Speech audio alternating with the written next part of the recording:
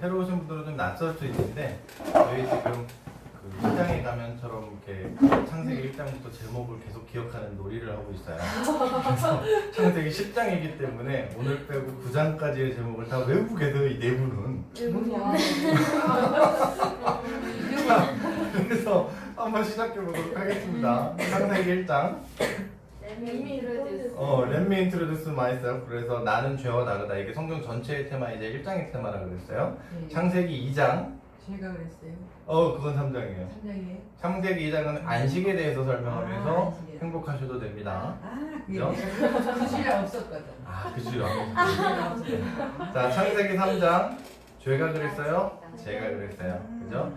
창세기 4장은 그 가인과 아벨 얘기하면서 제사를 설명하면서 하나님께 나아가는 법이라고 물음표 붙였고, 창세기 5장 아담부터 노아에 이르는 족보의 이야기를 하면서 역전의 명수 아카 I'm your father. 기억나죠? 부제였던 거.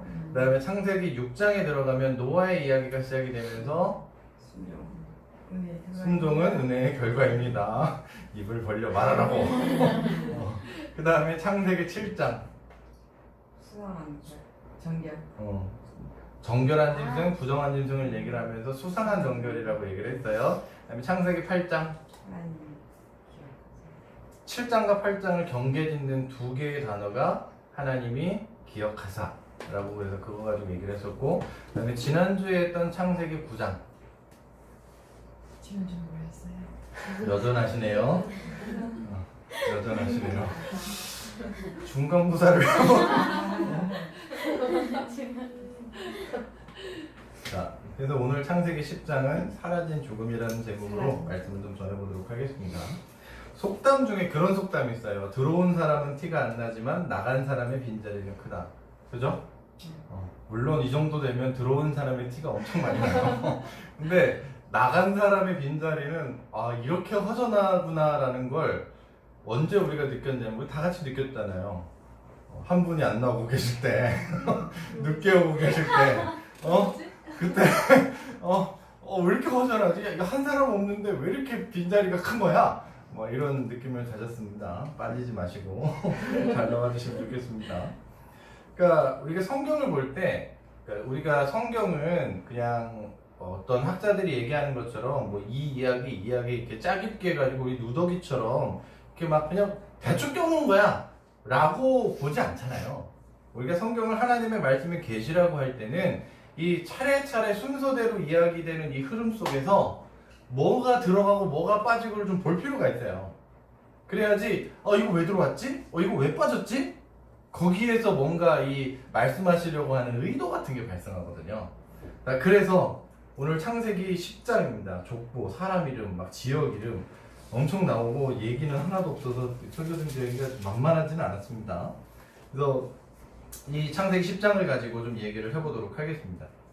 창세기 10장은 지금 노아의 아들들의 족보를 다루고 있어요. 자, 그러면 퍼뜩 떠오르는 게 하나 있어야 돼요. 우리 그동안 많이 하지 않았어요. 창세기 1장부터 9장까지밖에 안 왔거든요. 그 속에서 창세기 10장의 족보를 생각을 하고 읽을 때 퍼뜩 떠오르는 장이 하나 있어요. 뭐냐면 창세기 5장 역전의 명수 얘기할 때 나왔던 아담의 족보가 등장해요. 그죠? 자, 그러면 창세기 5장에 아담의 족보가 등장하고 창세기 10장에 그 노아의 아들들의 족보가 등장한다는 얘기는 이 이후에도 족보가 또 등장할 거다 안 할 거다? 할 거라는 얘기예요. 자, 일단 그거부터 얘기를 하고, 자, 그러면 우리가 한번 창세기 5장에 있었던 얘기를 좀 기억해 보자고요. 누가 누구를 낳고 몇 살 때 누구를 낳고 몇 년을 살면서 아들 딸을 낳았다. 그리고 정말 중요한 거 하나 있다 그랬어요. 창세기 5장의 족보에서 계속 반복됐던 이야기, 그가 죽었다. 그가 죽었다. 그가 죽었다가 창세기 5장의 족보에서는 계속 반복이 된다 그랬어요. 근데 창세기 5장의 족보에서 계속 반복됐던 그가 죽었다라는 말이 창세기 5장에서 유일하게 깨졌던 사람이 있다 그랬어요. 그게 누구라고? 에녹에 이르러서만 그가 죽었다라는 이 서클이 깨졌다 그랬죠. 그래서 에녹은 죽지 않고 하나님이 데려가셨다는 표현이 나왔다 그랬어요.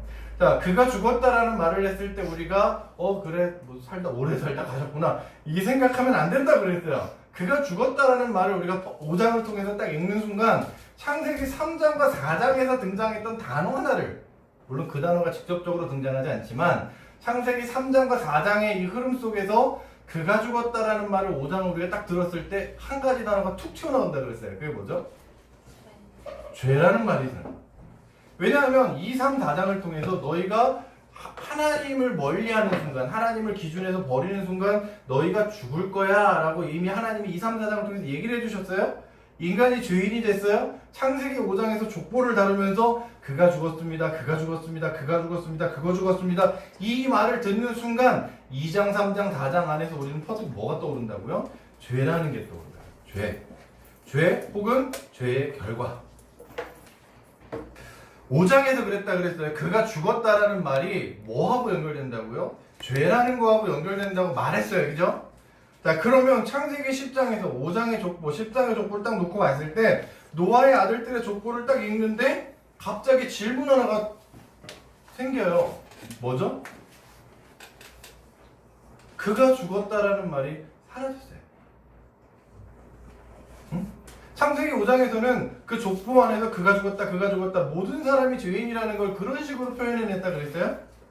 근데 창세기 10장에 이르러서 족보가 새로운 시작이 되는데 그 족보의 내용에서는 그가 죽었다라는 말이 차별적으로 사라져버렸어요. 아까 얘기했죠. 빈자리가 크다는 걸 느끼셔야 돼요. 그가 죽었다라는 말 어디 갔지? 죽음이 사라져버렸어요. 그죠? 자, 우리가 그가 죽었다라는 그 5장의 표현이 같은 족보인 10장에서 사라졌을 때 죽음이 죄라는 것을 떠올리게끔 말씀을 전하셨던 하나님의 의도를 기억하고 있다면 우리가 여기서 물어야 돼요. 왜냐하면 자, 그가 죽었다라고 하는 게 죄의 결과를 연상시킨다 그랬죠.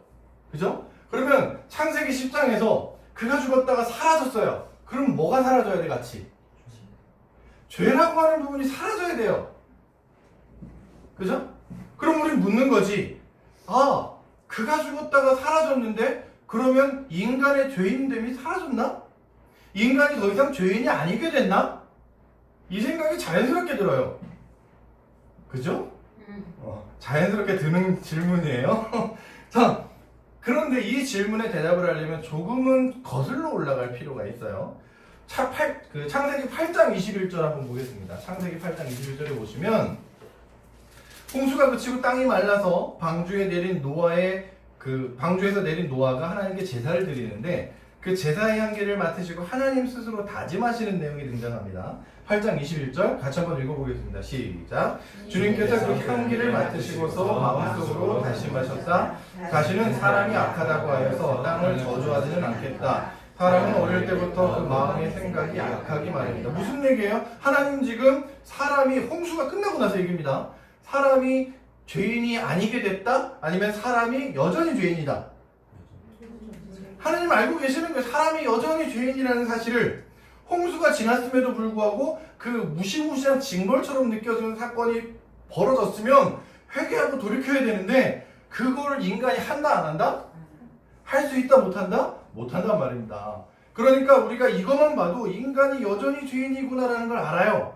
그런데 지난주에 여전하시네요 라는 설교를 통해서 하나님 참 여전하시죠? 그 다음에 또 하나 여전한 게 하나 있다고 그랬죠. 사람도 여전하다고 그랬잖아요.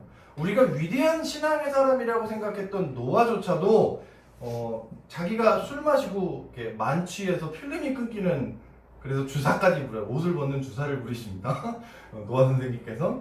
그러니까 그 사람이 자기의 실수 앞에 내가 잘못했구나 반성하고 회개하고 돌이키고 막 그런 모습을 보인다 안 보인다? 안 보입니다. 오히려 그런데 이제 적반하장도 유분수, 방귀 낀 놈이 썩낸다고 자기가 주사 부려가지고 자기가 필름 끊겨서 자기가 뻗어놓고 오히려 뭐라 그래요? 자기의 잘못을 덮어주지 않았다 그래서 자기 아들 함을 저주하고 그 함의 아들 가나안을 저주해버립니다.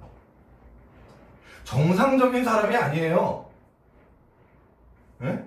무슨 정상적인 사람이 아니라는 표현을 쓰는 이유는 노아 역시 홍수가 지났어도 여전히 뭐다? 죄인이라는 얘기라는 거예요. 죄인이라고.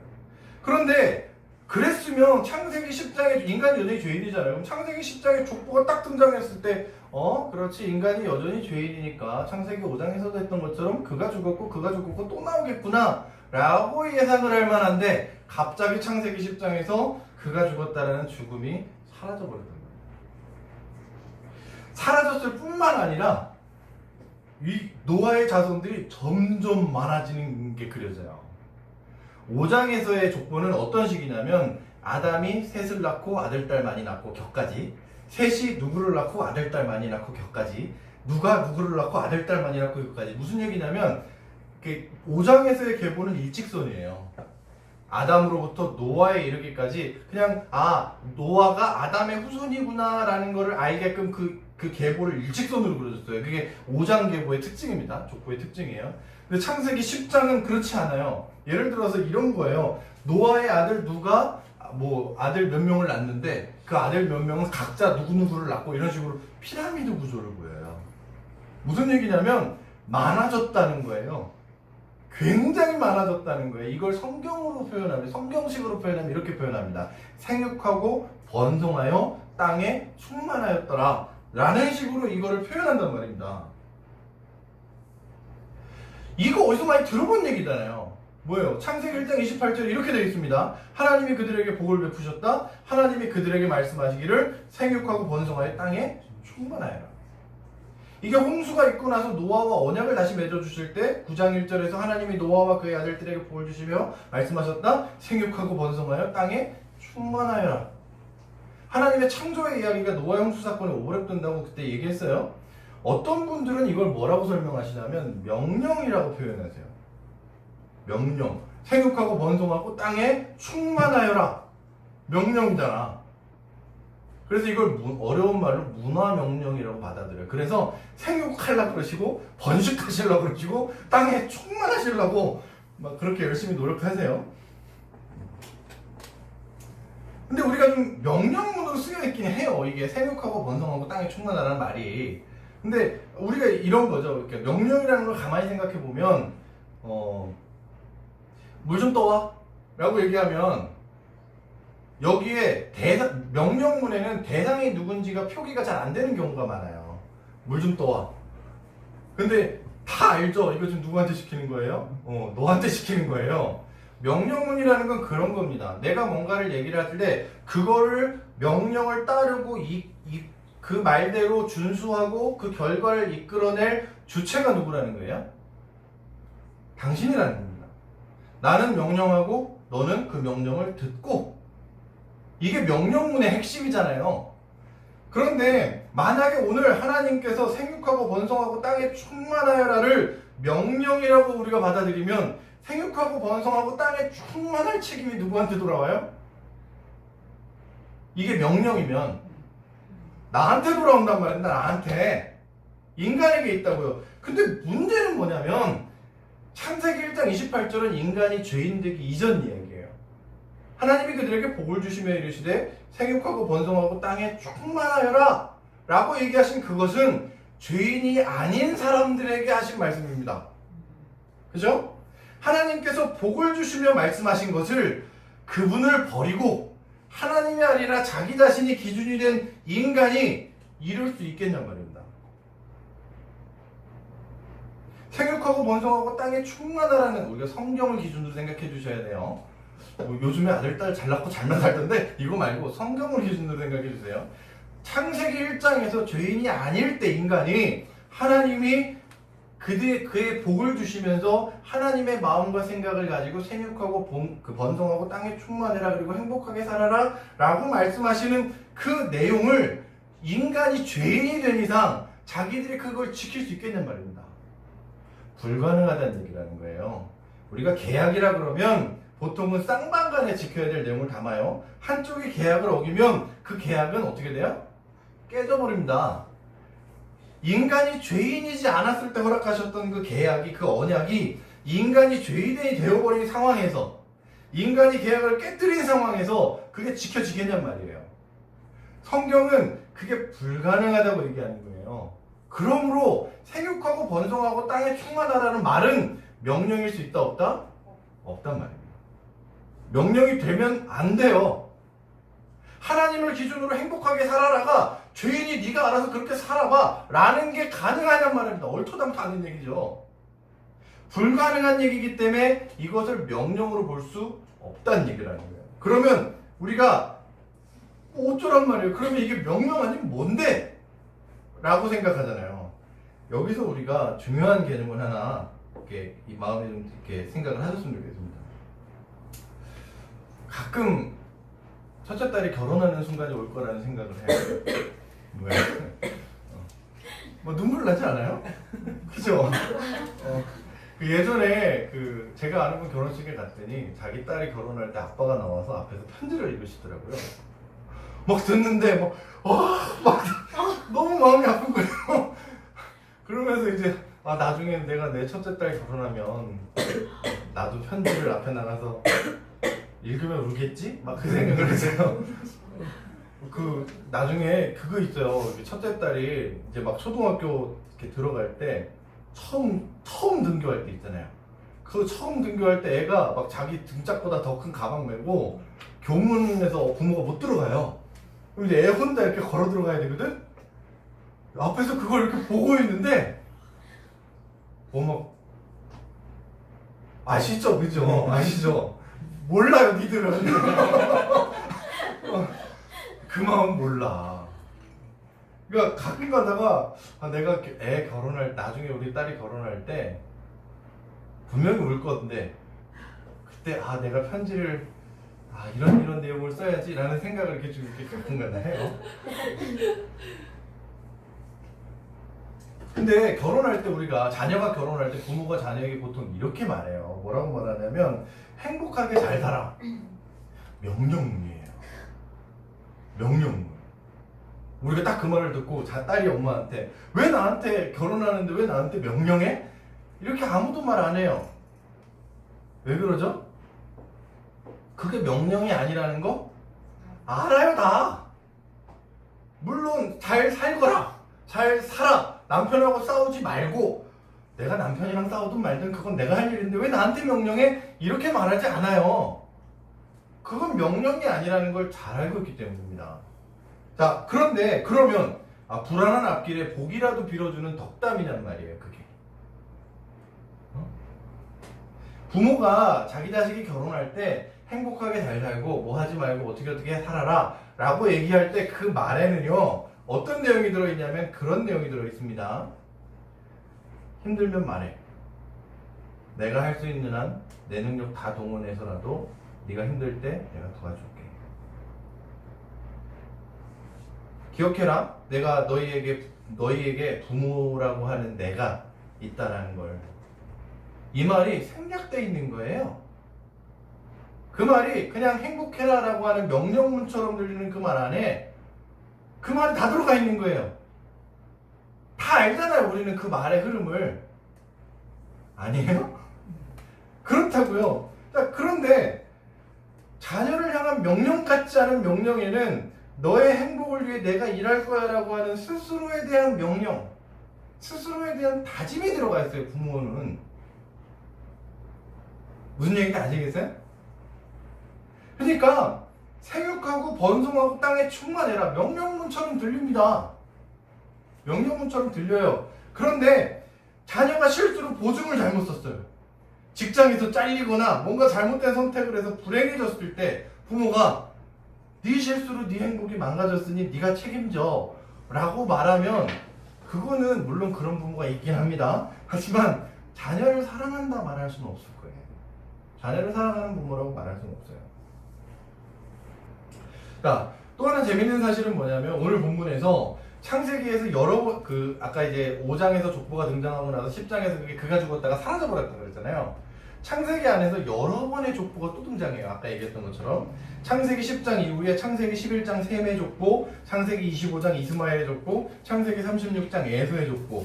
여기에 족보에는 그가 죽었다라는 말이 나올까요? 안 나올까요? 안 나와요. 안 나와요. 스토리상, 그러니까 이 다음의 이야기로 이어지기 위해서 필요한 경우만 가끔 등장하지 이것이 그가 죽었다라는 강렬한 방식으로 등장하는 것은 족보는 단 한 번도 없습니다. 굉장히 재밌는 거예요, 이거. 자, 기억해 주시고 이것들을 우리가 보면서 아 그렇구나. 5장과 사뭇 다른 10장의 족보를 읽으면서 이 족보를 바라보면 우리가 느끼는 거예요. 느끼는 거. 아 인간이 여전히 죄인이다. 족보 안에서 그가 죽었다는 사라졌지만 인간은 여전히 죄인이다. 그런데 생육하고 번성하고 땅에 충만해라라고 하는 창세기 1장과 9장에 등장한 인간을 향한 하나님의 약속은 여전히 10장의 족보에서 우리가 보고 있는 것처럼 이루어지고 있다는 거예요. 이거 무슨 얘기냐면 그분은 스스로의 다짐에 충실하고 계십니다. 창세기 10장에 한 번에 제한된 게 아니라 11장, 25장, 36장 그 이후에 등장한 사실은 계보는 그 이후에 거의 등장하지 않습니다. 족보는 등장하는 것 속에서 그가 죽었다라는 말이 사라져 버렸어요. 아예 이게 도대체 뭘 의미하냐는 거예요. 인간이 죄인 되었음에도 그분은 스스로의 다짐에 마치 자녀가 결혼할 때 행복해라라고 말하면서 그 행복해라라는 말이 스스로에게 다짐이고 스스로에게 결심인 부모의 마음처럼, 그죠? 생육하고 번성하고 땅에 충만하고 내가 너에게 복을 주니까 행복하게 살아라라고 하는 그 우리를 향하신 그 따뜻한 음성이 명령이 아니라 우리의 죄인됨에도 불구하고 우리의 실수와 연약함에도 불구하고 그분 스스로 그분의 다짐에 충실하고 계시다고. 놀라운 겁니다. 노아의 죄인됨에도 불구하고 노아와의 언약을 그분이 지켜나가고 계신다라고 성경이 얘기하는 거예요. 내 연약함에도 불구하고 또한 그분께서 약속하신 복을 내 안에서 지금 이루어가고 계실 거라는 걸 성경이 이 족보라는 것의 비교를 통해서 우리에게 얘기해주고 있어요. 그 주체가 어디에 있기 때문에? 하나님에게 있기 때문에. 하나님이 여전히 1장의 언약을 스스로 지키고 계세요. 그러므로 그가 죽었다라는 말이 족보에서 사라질 수밖에 없는 거예요. 사라질 수밖에 없어요. 말씀을 정리하겠습니다. 짧게 한다 그래놓고 뭐 목사님들 맨날 하는 변명이죠. 뭐 하다 보면 길어져요. 자, 말씀을 정리하겠습니다. 10장에서 죽음이 사라졌어요. 그거 단순히 생물학적 죽음을 말하는 게 아닌 거 이제 아시겠죠? 5장을 근거로 얘기했을 때 하나님의 죄와 인간의 죄와 그 죽음이라고 하는 게 밀접하게 연관이 되어 있다고 본다면 의도적으로 5장과 비교하면서 그가 죽었다라는 표현을 하나님이 사라지게 만드셨고 이건 여전히 죄인됨에도 불구하고 그분께서 우리를 향하신 은혜를 거두지 않으시겠다라는 선언이자 다짐입니다. 우리의 은혜를 우리가 항상 기억해야 될 건 뭐냐면 나는 은혜 입은 자입니다 라는 거예요. 나는 은혜를 입은 자입니다. 그분의 은혜가 나를 복되게 할 것이다 라는 걸 성경을 통해서 발견하는 거예요. 근데 이게 성경을 통해서 발견하는 게 너무 중요한 게 뭐냐면 우리 일상 속에서는 발견이 잘 안 돼요. 그게. 우리 일상 속에서 날마다 발견되면 너무 좋겠는데 우리 일상 속에서 그분이 역사하고 계신다라는 걸 매일매일 발견하고 우와 그러고 살면 진짜 좋겠는데 우리의 삶이 그렇지 않아요. 까놓고 보면 성경의 인물들의 삶도 그렇지 않았어요. 우리가 워낙 임팩트 있는 사건만 자꾸 기억해서 그렇지 아브라함을 우리가 곧 있으면 하겠지만 아브라함의 일생을 쭉 쫓아가 보면 정말 우리가 임팩트 있는 사건 몇 번을 빼고는 아브라함조차도 우리와 똑같이 살았어요. 그러면 우리가 이 성경에 모여있는 이 이야기들을 바라보면서 하나님이 뭘 알기를 원하시냐면 봐라 너의 일상에서 네가 비록 힘들고 공고한 마음을 살고 있지만 너의 연약함 중에 있지만 내가 이 성경이 말하는 바와 같이 여전히 은혜로 너와 같이 있다라는 말이 하나님께서 좀 하고 싶으신 거예요. 그 말을. 그 은혜가 그 하나님의 사랑이 나를 변화시키고 있구나라는 걸 성경을 통해서 얘기하고 계시는 거예요.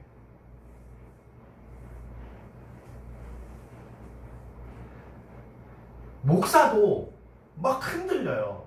목사도. 그러니까 뭐 지난번에도 얘기했지만 3개월 됐다 그랬잖아요. 담임 목사 3개월 차. 아직 청회에는 9월달에 등록이 되니까 아직은 등록도 안 된 비인가 담임 목사 3개월 차. 그런데 지방에 가입했습니다. 네. 그런데 이렇게 지내다 보면 목사도 목사라고 하지만 얼마나 만만치 않아요. 목사 날마다 막 하나님의 은혜 감사합니다 할렐루야 그러고 살 것 같죠? 막 우리 애들 다 막 사랑으로 보듬고 막 그럴 것 같죠? 그럴 리 없어요. 목사도 사람인 걸. 그런데 말씀을 묵상하다가 어느 순간 하나님 나 기억하고 계시는구나. 하나님이 여전하시구나. 하나님께서 인간의 연약함에도 불구하고 하나님께서 버리지 않으시는구나. 찾아오시는구나. 이걸 발견하는 순간 그 앞에서 내 연약한 내 모습이 그 앞에서 보듬어지는 걸 느껴요. 보듬어지는 걸 느껴요. 우리가 성경을 읽어야 하는 건 부패를 가기 위함이 아닙니다. 우리가 다 같이 성경을 읽는 이유는 뭐 잔치 한번 벌이자고 하는 거 아니에요. 물론 조금은 그 목적도 있지만 우리가 성경을 같이 읽자 함은 성경을 읽으시면서 그분을 만나죠. 우리 일상 속에서 날마다 체험되지 못하는 현실의 어려움 속에서 그러나 그럼에도 불구하고 흔들리지 않는 믿음을 우리에게 더해주고 그분 자신을 계시하고 알려주시는 그 하나님을 성경을 통해서 우리가 만나고 경험할 때 어느 순간인가 우리 마음속에 그래 나 은혜 입은 자지, 나 그래 사랑을 입은 자지, 그분께서 나의 부모 아버지로서 자녀를 돌보듯이 지금 나 돌보고 계시지 라고 하는 믿음이 자연스럽게 조금씩 그때 비로소 우리가 말할 수 있는 겁니다. 하나님이 오늘도 우리를 먹이신다. 그 은혜를 기반으로 해서 우리가 그 고백을 할 수 있을 때 비로소 하나님께서 오늘도 우리를 먹이시니 내 삶의 그늘을 조금 넓혀서 누군가를 그 그늘에 품는 것이 가능해져요. 기억해 주십시오. 10장에서는 10장의 제목이 뭐라고요? 사라진 죽음. 기억하세요? 10장의 족보를 통해서 사라진 죽음을 말했어요. 하나님이 어떤 분이신지. 부디 오늘도 우리를 먹이시고 그분의 그늘 아래 쉼을 주신다는 거 기억하시고 그 복을 누리는 하늘나무 성도 여러분들 되시기를 예수 그리스도 이름으로 축복합니다. 찬양 하나 하고 그 창세 그 아까 불렀던 찬양 시간이 많지 않아서 후렴 부분만 불렀는데 그냥 1절을 불러보도록 하겠습니다.